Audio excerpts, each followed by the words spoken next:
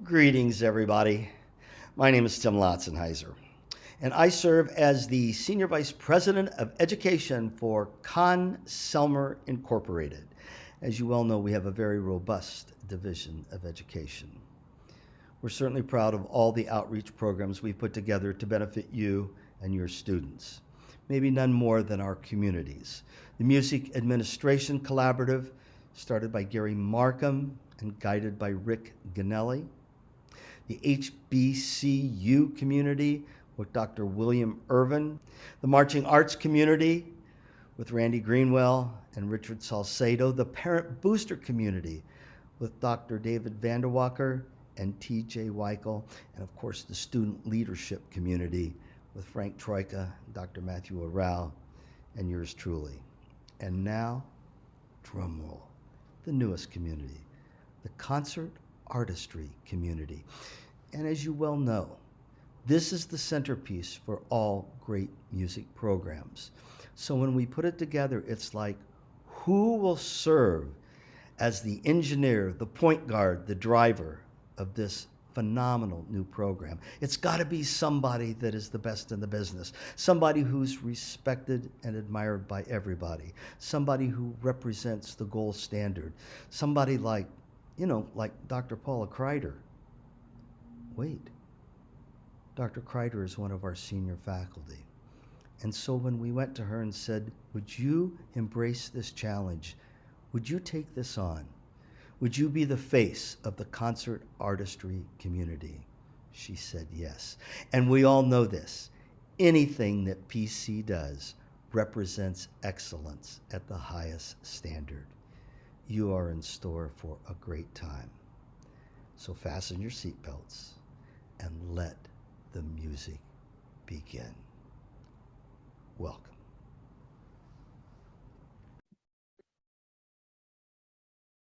Thank you, Dr. Tim, and welcome everyone to the first in a series of free webinars presented by the Selmer Educational Division and focusing on concert artistry. When we talk about concert artistry, the heart and soul of great music programs comes to life on the concert stage. And if you're like me, your Zoom tolerance meter has just redlined. So the whole purpose of these presentations are to be brief, content-rich segments. We're not trying to reinvent the wheel here, but maybe give you a couple of ideas and, you can walk away with a few more shiny hubcaps, if you will. And if you want to take a deep dive into any of these subjects, come to the Selmer Institute this summer. The first in this series is all about tone. Certainly no one wants to listen to a bad tone because tone is everything. It's the foundation upon which all music must be built. And if that foundation is not there, the music falls apart. So the first priority is developing a tone concept on every instrument, not just having our students develop a tone concept, which is absolutely essential, but that we do the same thing. When I work with bands sometime, I'll say, who's your favorite, football team? Who's your favorite quarterback? Who's your favorite pop singer? And I'll get all these answers. And then I'll say, name a great player on your instrument. And sometimes you can hear the crickets cheep. So my challenge to you first is to name a great performer on every instrument. Just start a list. Start with violins and take it all the way down through the percussion. And if there are, any vacancies, then do a little research, but fill it. And that's the first thing, but that's not the most important thing. It's not too hard to come up with, to list Itzhak Perlman as a great violinist, but can you hear his tone? Is it firmly in your mind's ear? And that's the second part of this. On every one of those players, listen to them enough so that you can hear that tone, that it's so deeply ingrained in those neural paths that you know exactly what you want that instrument to sound like. For example, I can close my eyes and I can hear Stephen Williamson, principal clarinet in the Chicago Symphony. I can hear that beautiful, vibrant tone. So it's a two-step process. And then, here's our source. If we can't find it, we can Google great players, and we need to list those great players for our students. It's not enough to say, go listen to a great saxophone player, because they might wind up just listening to Kenny G. Now, this is not to say I'm not denigrating Kenny G. Anybody who can make a great living playing a musical instrument, more power to them. But that's not necessarily the tone quality that I want for my saxophone section. So we need to give them more guidance. Never assume that they are actually listening to those recordings. And then if we want to take it to the next level for our advanced players, come up with a personal list with more specifics. For example, I'm a trumpet player. I've been listening to Bud Herseth, principal trumpet, for many years in the Chicago Symphony since I started playing trumpet. That was my ideal sound. But I'd like to have the lyricism of Armando Guatalla, the purity of the high register of Alan Vizzuti. I want to articulate with the clarity of Timofey Dockschitzer. I'd like to have the effortless embouchure of Teen Helseth. And of course, I wouldn't mind having Wynton Marsalis jazz chops. But the idea is there's no limit to the detail to where you can learn about more vibrant tone, about style, about the musical artistry of these players. So first thing, create a musical dream team and let your students do the same. Second, and this takes more time, but master the instruments. And I'm talking about being able to pick up any instrument and producing a beautiful resonant tone on that instrument. You don't need to be able to play, the Weber concertino on clarinet, but you certainly need to be able to select a reed, find a mouthpiece that works, know how to place the reed on that mouthpiece, how to tighten the ligature, and play that long C and produce a full, rich sound with a nice firm chin and firm corners and all the things that are required to play that instrument. So, and this is a lifelong task. When I started teaching, the way I learned fingerings on all the instruments was to grab a beginner book, grab that instrument and play through it. And if I couldn't produce a really good sound on that instrument, I would trade off lessons with some of my buddies with whom I went to school. When I went to grad school, the instrument I knew the least about was bassoon, so I studied it for 2 years. But if you've been teaching for a number of years, there's no reason. It's fun to learn how to play an instrument, and don't ignore percussion. You want a challenge? If you can't play cymbals, find somebody to teach you how to play. You'll develop an entirely new respect for that very awkward and challenging instrument. Marcel Proust says the true voyage of discovery lies not in seeking new landscape, but in having new eyes. And I would add also in having new ears.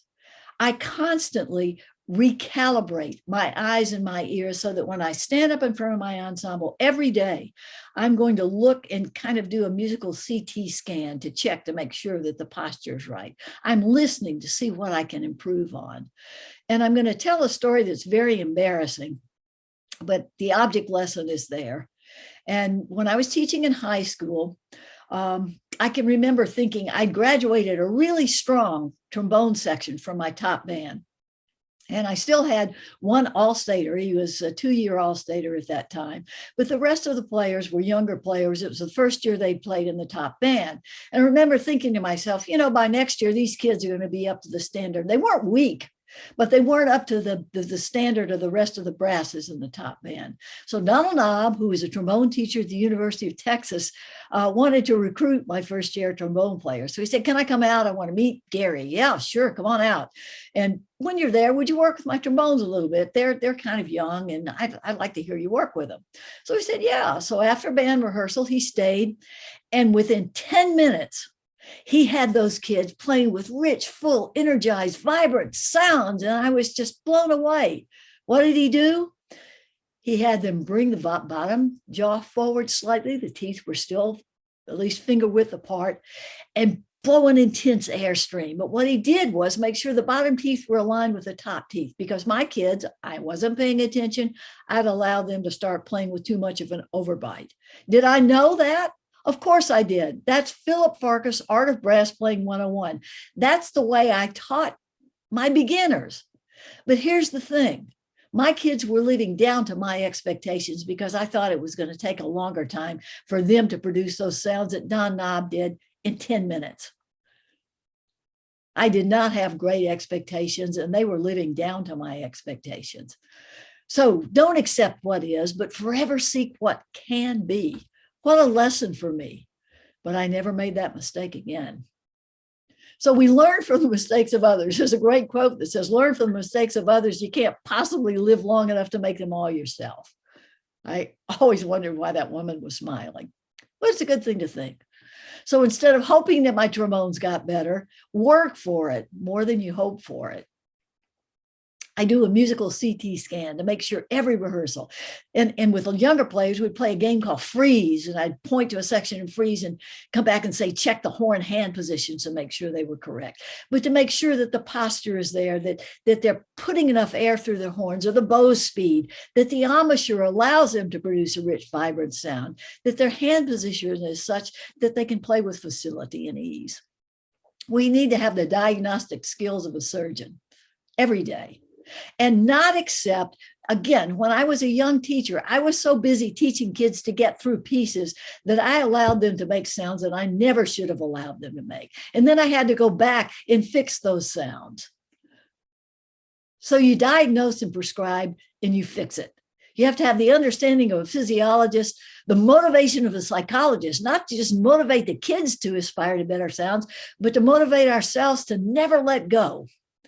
We need to have the genius of an engineer so we understand alternate fingerings and all the mechanics of the players and embouchures, and the curiosity of an inventor so that we're always seeking more ways, more fun ways, more inventive ways, more expeditious ways to teach tone. We're constantly seeking solutions because there's more than one right answer. I want to find all the answers. So here are my challenges to you, dear colleagues. Number one, create a list of great players and have those sounds ingrained in your mind's ear, as well as those of your students. Master the instruments. It's a lifelong task, but keep at it. And third, listen with new ears and higher expectations. Don't accept what is, but what can be. Dedicated, determined, curious, and caring and lifelong learners, and I'm talking to those people right now, or you wouldn't be here, will always stand out in a crowd, regardless of the challenges. So artistry, true concert artistry, begins with tone. Tone is everything. You know, I'm really fortunate to work with some of the most dedicated and master teachers in the profession with our Conn-Selmer senior educational staff. And one of those people is Frank Troyka. And his assignment, and he's been very generous in providing this, is to talk about how to establish a centered, focused pitch center with a band. We have to have a method. And so I turn it over to Frank, and we look forward to his wisdom. Thank you, Paula. I'm so excited to get to share some thoughts about how we can use technology to advance our understanding and our ear for good tone and even more specifically, intonation. Sometimes people dismiss the use of technology as a crutch or some sort of a inauthentic way to develop our ears and our sense of pitch. And I respect that perception, but humbly I say that I don't consider these tools to be any more a threat to musicianship than I do a bathroom scale to be a threat to good health. They're simply tools we use to increase our awareness, help us make better choices, help us understand more intimately what the possibilities are. So in my own experience, I can tell you that my kids never depended on these tools, but it accelerated their understanding and it certainly accelerated our collective musicianship because we were able to play more in tune and to play with better tone. The primary tool I want to talk with you about today is the Harmony Director. And the Harmony Director is a keyboard that allows us to demonstrate both equal temperament, as any piano would, and then just intonation. In other words, we can illustrate for our students what good chord tuning sounds like. So if I were to just play an F major chord in equal temperament, it would sound like this. And you can hear those intonation beats as the various overtones conflict with one another, because each tone essentially is functioning as a fundamental. So the overtone each note generates are in slight conflict with each other. But if I play a chord in the key of F major and I lower the third appropriately and raise the fifth the tiniest bit, we go from this to that. And that is obviously a much more pure chord. And so that's what I use these tools to help accelerate my students' progress. Another wonderful tool, if the harmony director is maybe outside of what you can provide for your students, would be the tonal energy tuner. It's a fantastic device, very inexpensive, that basically has all the functions of the harmony director, but on an interface for a personal device. So it will generate tones, as you can see, just as the harmony director does. It also has a built-in metronome, and you can adjust the temperament on this to be equal temperament or just temperament. I also love using a personal tuner. And all of my students would have these, and we would use them in rehearsal and at home. Now, before we get all cringy about that, the tuner doesn't respond fast enough for us to use it in real time. We use it to check cadence points, perhaps. We use it so that everybody can tune their instruments simultaneously to the best notes on their instrument, rather than going down the line or having kids try to use tuners with ambient sound. This clip-on mic helps pick up just their vibration from their instrument alone. So using all of these tools in combination with one another develops their ears much faster than we could without them, or even with them in isolation. I'm joined this afternoon by members of the Clear Creek High School Band, courtesy of the directors Tate Fincher and Jonathan Morales. We're located in League City, and if you don't know where League City is, it's just a stone's throw from NASA, so we're very near Houston. I'm going to demonstrate a few of the strategies I use for developing ensemble intonation as well as tone quality with the harmony director. We're going to start off with everybody's favorite concert F, please. Sustain, and then we'll pass it around the ensemble. 1, 2.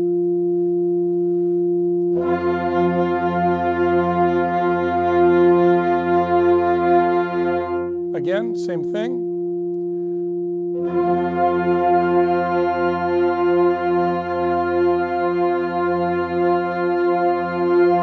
Now, I'm not sure if you're aware of it, but I turned the harmony director on and off while we were sustaining to see if it made a substantial difference in the basic pitch center of the group. These are some terrific musicians, and my ears up front here, there was very, very little difference. Now, we can often get fooled into thinking that the band sounds better than it does. And that's because so much of the time we simply teach the band rather than the individuals in the band. So the pass-around exercise we're going to do helps us more clearly isolate and identify any idiosyncrasies within the ensemble, so we can be more aware of them and then address those more specifically rather than just simply addressing the sound of the band as a whole. Let's do the pass-around, guys. So we'll do the sustain again and then rest in between each group. Questions from anybody? Here we go.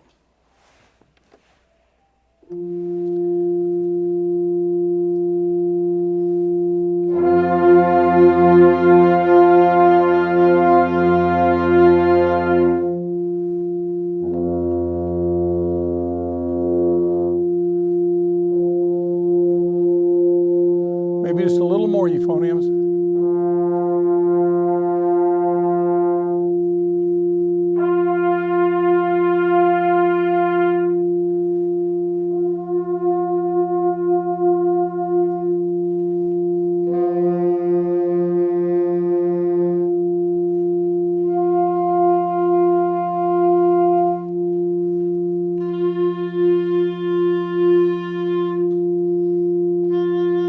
Straight tone, Joey. Good. Straight tone for right now, flutes. Straight tone and straight tone piccolo.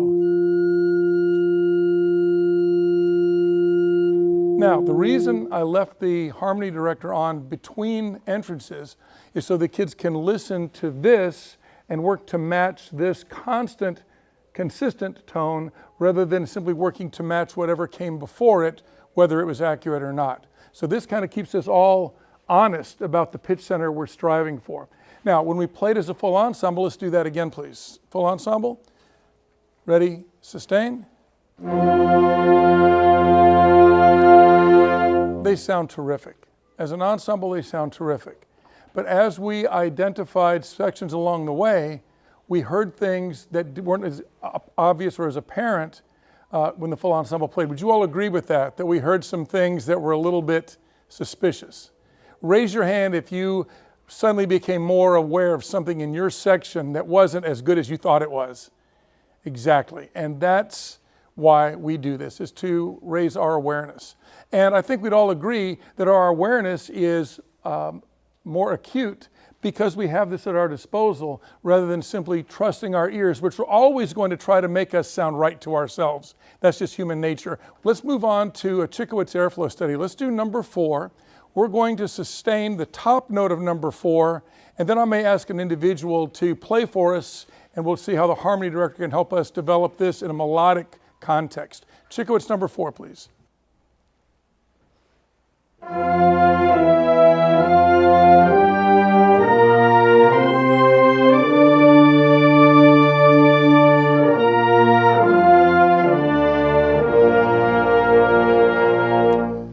Now, I'd like a volunteer to play number 4 for us. And let's just see where you are in terms of pitch. Christian, thank you. Trumpet.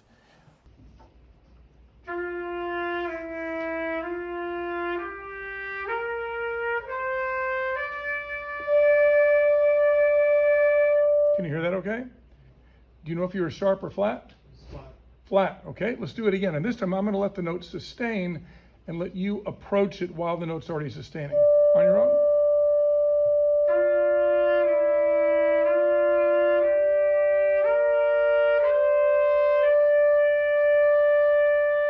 I think that deserves a hand, everybody. Let's give it up. Nice job. The idea here is that by sustaining the pitch before he arrives on it, he's audiating that pitch in his head and he's working to move toward it. And ultimately, any tools that we use, whether they're personal tuners or a tone generator, the tonal energy tuner, any of those tools are to help accelerate our learning and make us more aware of what our tendencies are. And Christian was just a great example of that. By simply hearing the pitch in advance, he was able to move toward the center of it a little bit better. Now, let's go to our famous Bach chorale. First phrase only.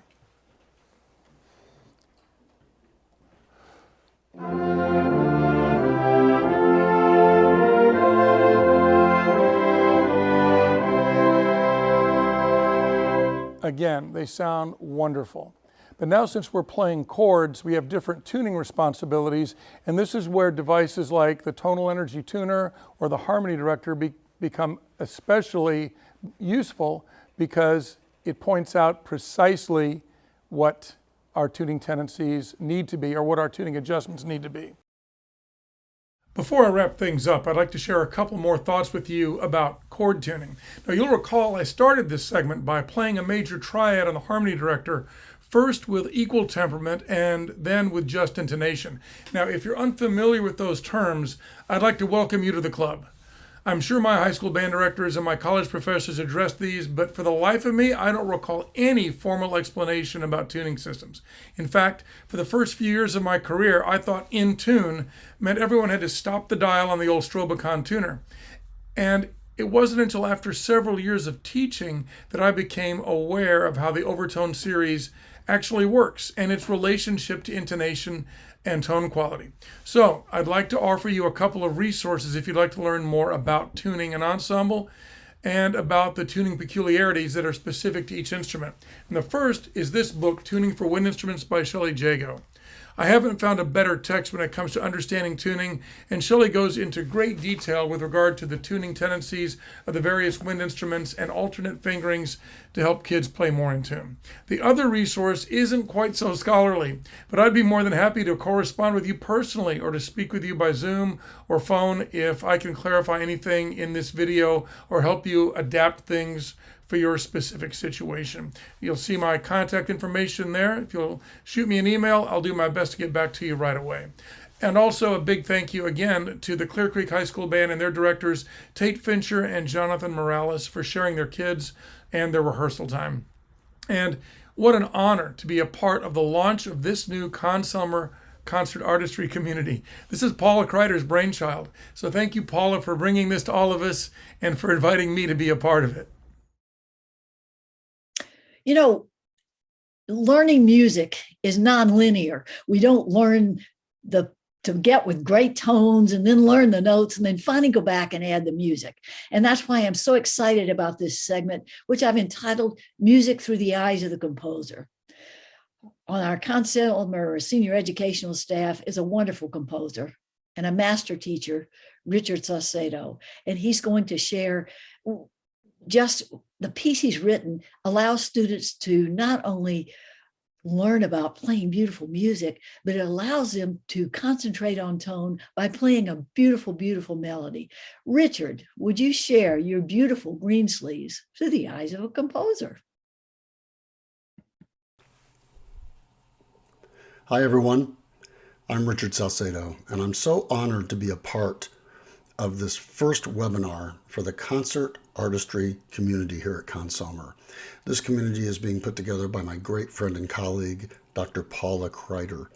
And if you know Paula the way that I do, you know she's one of the finest teachers in our profession, and you can just imagine what we're going to learn from her and her guests down the line as this community comes to fruition. So I'm really looking forward to it, and I hope you'll keep track with this community because you're going to learn so much. And don't forget to follow the other communities at Consumer as well, because they're all about being great resources for instrumental music educators. I'm talking to you today as a composer and arranger, and I guess the segment would be titled maybe something like Through the Eyes of the Composer, but in this case, we're going to call it Through the Eyes of the Arranger, because we're going to talk about an arrangement that I did for Consumer's Instrumental Inspirations series. We use the beautiful melody Green Sleeves, and you know that that melody has stood the test of time for as long as it's been around. Such a beautiful, gorgeous melody. So many beautiful settings of it through history and through time. And I'm looking forward to discussing my arrangement with you. So I'm going to share my screen. We'll talk a little bit about my thoughts and my process as I put that together. And I'm looking forward to sharing all that with you. You're now looking at the score to my arrangement of Green Sleeves. You'll see it's done as a flex arrangement. There are 5 parts and percussion parts. So basically this can be played with any kind of instrumentation, large or small, instruments missing, doesn't matter. Combination of winds and string instruments. So no matter what your instrumentation is, you can make this arrangement work if you choose to do so, and I hope you will. All right, so anyway, let's talk about the beginning. The piece, or I should say this arrangement, is in G minor or some form thereof, because I do play with it a little bit. We start with a G minor triad to begin, but then you'll also see in the third bar I go immediately to an F major over G. And I go back and forth between the G minor triad and the F major over G chord. Just for some variety, it also provides some lightness, a bit of an ethereal feel, an airiness kind of feel. And then you can see I have the moving suspensions, the 8th notes in part 2 as well, which I also hope helps with pacing as we start to lead to the first melody segment, which is at 9.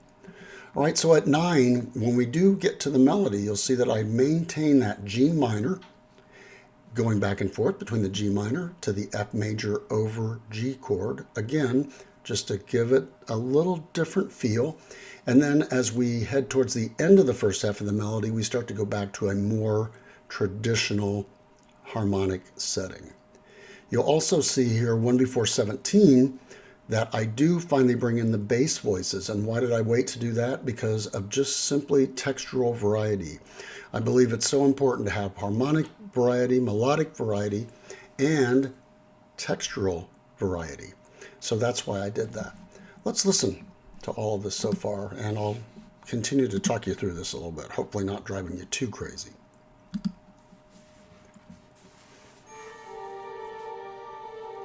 Here's the F major over G. And you can see I just hint at that G root. Melody in the alto voice here.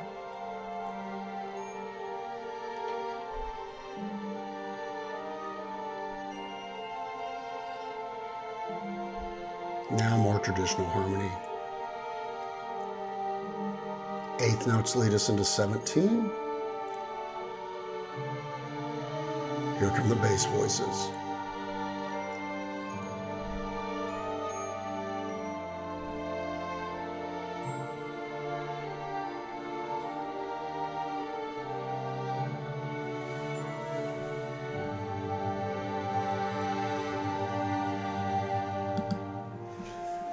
So you'll see as we bring in the bass voice, that's automatically a little bit of effect because we haven't heard that before.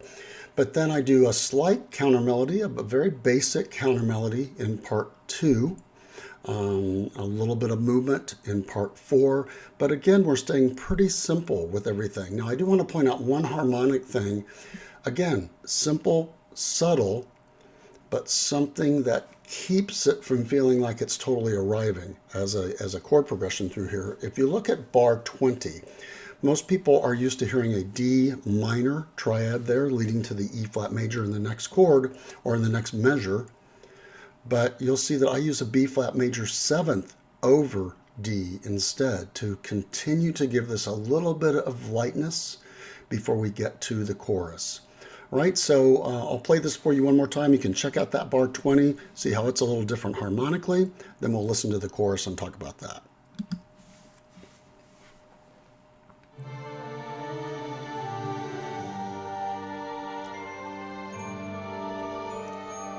Here's that chord.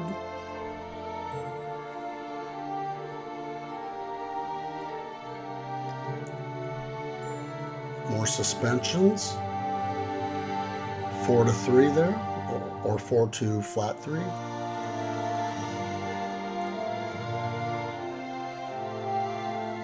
Melody switches to the tenor voice. We add a few more suspensions, more movement, more polyphony.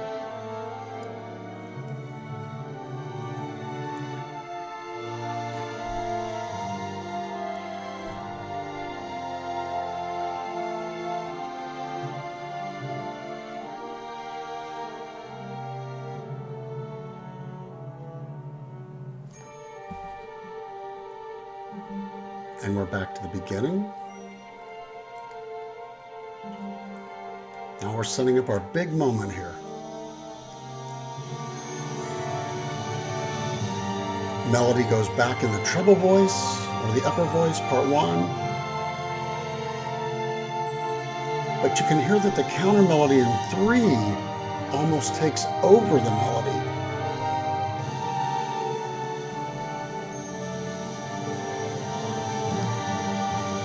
So let's talk about that real quickly before I play that for you again. At 45 is the big moment, or what I consider that to be the big moment. The melody, of course, is in part 1. There's some simple harmonies in part 2, but then there's that moving counter line that even has some skips in there that are going to call your attention to it. It almost takes away from the melody in some ways. And I do that because I know that there is no way that the audience is not going to hear that melody in their ears. Even if I didn't write it in there, they'd still be hearing that melody. So as a composer, sometimes, especially when you're dealing with familiar melodies that you know that everyone's going to know, you can add some other things in there, knowing that they're kind of going to have that melody going in their head. So here's the big moment again, and we'll keep moving here.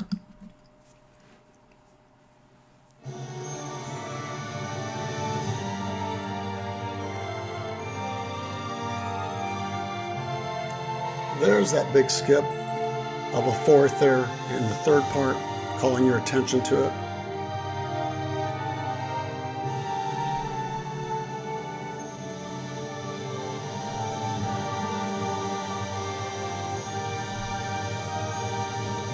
Melody goes into the 2nd part, kind of a descant part in part 1 now. We extend the last 2 bars. Again, some textural variety in those last 6 bars.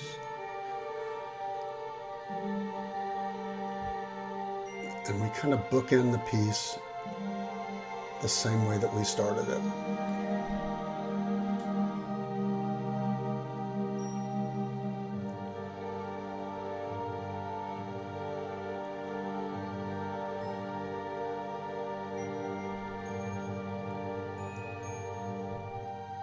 little last chord of the melody there by the bells.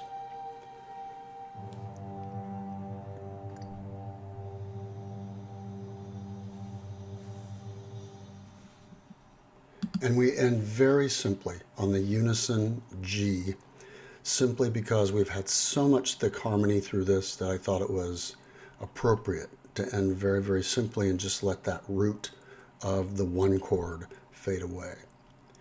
So to me as a composer, it's about beauty. It's about creating food for the soul, if you will, a little bit. And every time I listen to this beautiful melody, not my arrangement necessarily, but any arrangement of Greensleeves, I feel like I've gotten some food for my soul.